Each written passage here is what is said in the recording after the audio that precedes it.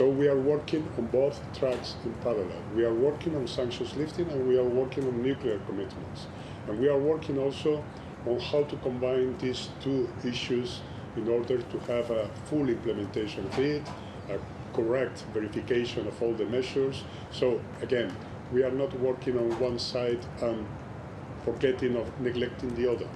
On the contrary, both tracks are mutually reinforcing because at the end of the day, the two of them has to be part of the negotiation and of the final agreement. Seyed Mostafa Khoshcheshm is an Iranian Affairs analyst, and he's also a news and media professor at the Applied Sciences University of Iran, and he joins us now live. Thank you so much for joining us here on the program today, Professor. Now, both sides are eager to strike a deal here. How are you evaluating the current situation of the talks? Can we see them make some sort of an agreement? Hello, thanks for having me. Well, as a matter of fact, there is more optimism now among the different delegations present in the Vienna talks, the Iranian side, the Chinese, the Russians, as well as the Europeans. They are all expressing some cautious optimism about the future of the talks, and the pace and the momentum has, sped up. But still, we are going to have tough days ahead. So far, in the last 3 weeks, the talks started under the new Iranian president, Raisi, and his revolutionary government. Iran requested a reshuffling of agenda, a change and reshuffling of the drafts of Vienna 6 that was held, 5-6 months ago before President Raisi came to office.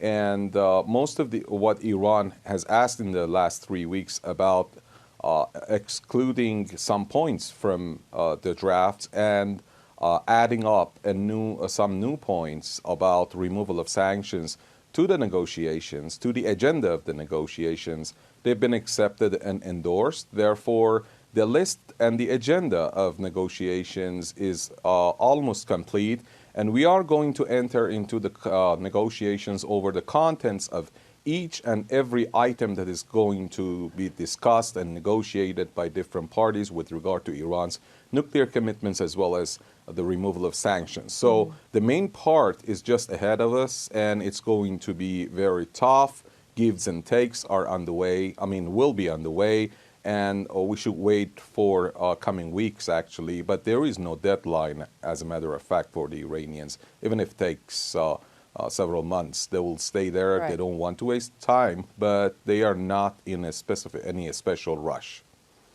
It's interesting you say that. What does Iran have to lose here? Give us their perspective. Why is it important that they do reach an agreement? And how has Donald Trump, for example, impacted Iran since he pulled out of the talks?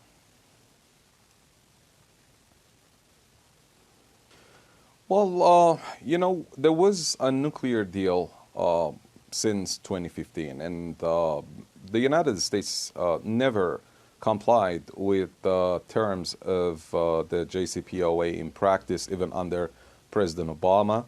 He removed the sanctions over the paper, but not in action. But Tehran has complied with the terms in full. Iran complied with its undertakings first, and it was followed by the U.S. that I just explained. They never did it in practice.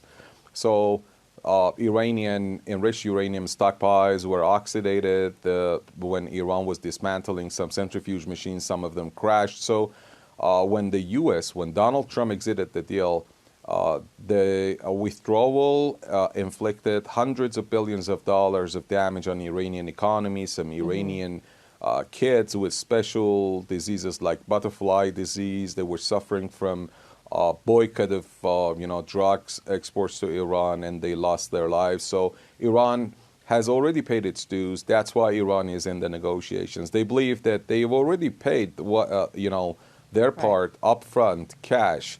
And now they expect the merits that they were promised 6 years ago and never came true. So they are in there in order to materialize those merits and see if these merits are given to Iran or not. But it's not going to give anything more than JCPOA 2015. Well, Well, we are following these talks very closely here on Tier 2 World. Seyed Mostafa Khoshcheshm, thank you so much for joining us here on the NewsHour.